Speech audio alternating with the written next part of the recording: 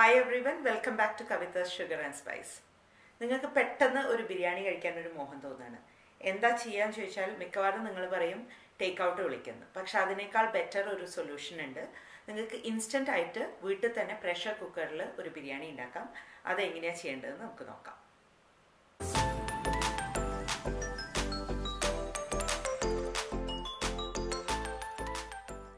ഞാനിവിടെ 2 കപ്പ് ബാസ്മതി റൈസാണ് എടുത്തിരിക്കുന്നത്. അത് ഒരു പച്ചവെള്ളത്തിൽ 10 മിനിറ്റ് നമുക്ക് കുതിർക്കാം, 10-15 മിനിറ്റ്. എന്നിട്ട് അതിനെ ഊറ്റിയെടുക്കണം. ചിക്കൻ്റെ തോല് ഇതുപോലെ ഒരു പേപ്പർ ടവൽ വെച്ചിട്ടാണ് പറിക്കുന്നതെന്നുണ്ടെങ്കിൽ കുറച്ച് എളുപ്പത്തിൽ തോല് ഉരിച്ച് കിട്ടാൻ പറ്റും.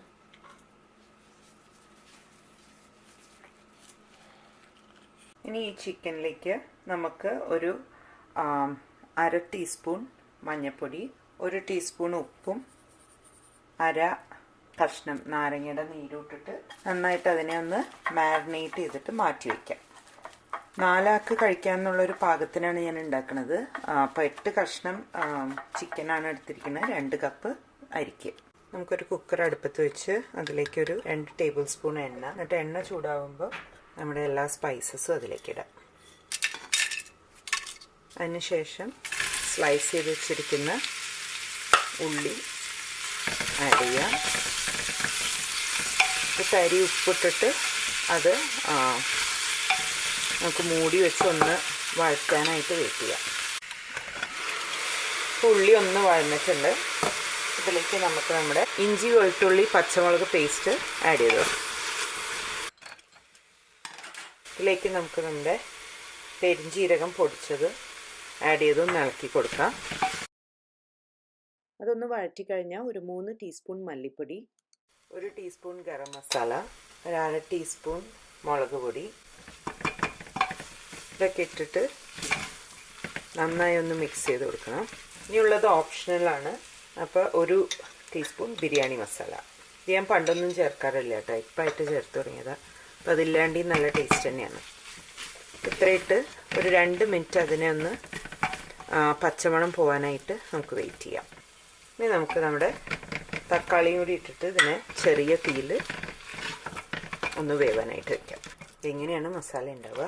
നമ്മുടെ മസാലയൊക്കെ നല്ലോണം ഒന്ന് വെന്തിട്ടുണ്ട്. കരിയണേൻ്റെ മുന്നേ അത് തുറന്നൊന്ന് ഇളക്കുന്നതാവും നല്ലത്. ഇതിലേക്ക് നമ്മുടെ 1/2 കപ്പ് തൈര് ഒന്ന് ആഡ് ചെയ്ത് മിക്സ് ചെയ്ത് കൊടുക്കാം. ആഡ് ചെയ്യുന്ന എല്ലാ ലിക്വിഡും നമുക്ക് ഓർമ്മയുണ്ടാവണം, കാരണം പിന്നെ ചോറിൻ്റെ കണക്കിന് വെള്ളം ഒഴിക്കുമ്പോൾ ആ വെള്ളമൊക്കെ ഓർമ്മയുണ്ടാവണം. ഇനി ഇതിലേക്ക് നമുക്ക് നമ്മുടെ ചിക്കൻ ഇടാം. അപ്പോൾ നമ്മൾ വെള്ളമൊന്നും ആഡ് ചെയ്യുന്നില്ല. ഈ മസാലയൊക്കെ ഈ ചിക്കനിലൊന്നും ഇങ്ങനെ പരക്കി കൊടുത്തിട്ട് അതിനെ ഒരു ലോ ഫ്ലെയിമിൽ കുറച്ച് നേരം വേവിക്കാം. അപ്പോൾ ആ ചിക്കനിൽ ആ മസാലയൊക്കെ ഒന്ന് പിടിക്കാനായിട്ടാണിത്. ഇപ്പോൾ ഒരു 5-6 മിനിറ്റായി. ഇപ്പോൾ നമ്മുടെ ചിക്കൻ ആ മസാലയൊക്കെ ആയിട്ട് ഇങ്ങനെ റെഡിയായി നിൽക്കുന്നുണ്ട്. ഇതിലേക്ക് നമുക്ക് മല്ലിയിലയും പുതിനയിലയും ആഡ് ചെയ്യാം. വല്ലാതെ പൊടിയായിട്ട് മുറിക്കണം എന്ന് നിർബന്ധമില്ല. എന്നാൽ നിങ്ങൾക്കത് പിന്നീട് എടുത്ത് കളയണം എന്നുണ്ടെങ്കിൽ അങ്ങനെ വല്ലാതെ പൊടിയാക്കിയാൽ ബുദ്ധിമുട്ടാവും. എന്നിട്ട് ഇതിലേക്ക് നമ്മൾ കഴുകി നേരത്തെ ഊറ്റി വെച്ചിട്ടുണ്ടായിരുന്ന ചോറാണിത്, അത് ആഡ് ചെയ്യാം. അയ്യോ, ചോറല്ല കേട്ടോ, അരി, സോറി, തെറ്റിപ്പോയി. വെള്ളം മുഴുവൻ വാർന്നു പോയിട്ടുണ്ട്. ഇതൊന്ന് മിക്സ് ചെയ്ത് ഒരു കാര്യം ആലോചിക്കേണ്ടത്, ഉപ്പ് ഉള്ളിയിൽ കുറച്ചിട്ടു, പിന്നെ ചിക്കനിൽ അത് പരട്ടി വയ്ക്കുമ്പോൾ ഇട്ടു. ഇനിയും കുറച്ചും കൂടി ഉപ്പ് ചിലപ്പോൾ ആവശ്യമുണ്ടാവും, നമുക്ക് നോക്കിയിട്ട് ഇടാം. ഇതൊന്നിങ്ങനെ മിക്സ് ചെയ്ത് കൊടുക്കുക.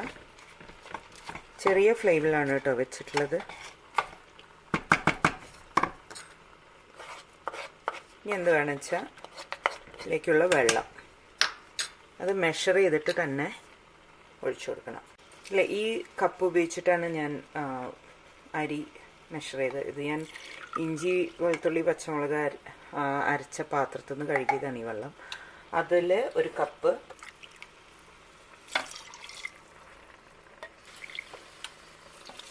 2 കപ്പ്. ഇത്രയും ഒഴിച്ചു കഴിയുമ്പം നമുക്കൊന്ന് ചെക്ക് ചെയ്യാം. ഞാൻ തിളച്ച വെള്ളമാണ് ഒഴിച്ചിട്ടുള്ളത്, കാരണം ഒന്ന് സ്പീഡപ്പ് ചെയ്യാനായിട്ട്.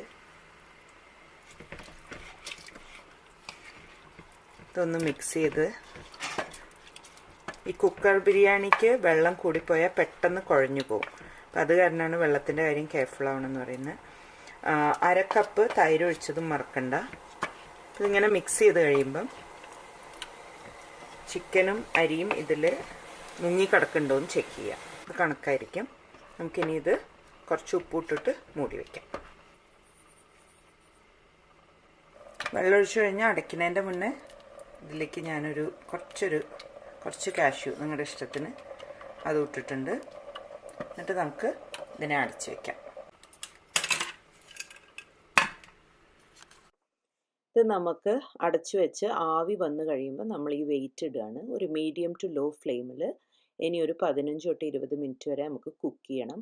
അതിന് വിസിൽ വരണമെന്ന് ഒരു നിർബന്ധമില്ല, കാരണം ഓരോ കുക്കറിനും ഓരോ പോലെ ആയിരിക്കും. പക്ഷേ വിസിൽ വന്നിട്ടില്ലെങ്കിലും 15 തൊട്ട് 20 മിനിറ്റ് വരെ കുക്ക് ചെയ്യണം എന്നുള്ളത് നിർബന്ധമാണ് കേട്ടോ. അത് കഴിഞ്ഞിട്ട് അതിൻ്റെ പ്രഷർ തനിയെ റിലീസാവാൻ വേണ്ടി വെക്കണം. അതൊരു 15 തൊട്ട് 20 മിനിറ്റ് തന്നെ വെക്കേണ്ടി വരും. എന്നിട്ട് നമുക്കിത് തുറന്ന് നോക്കാം.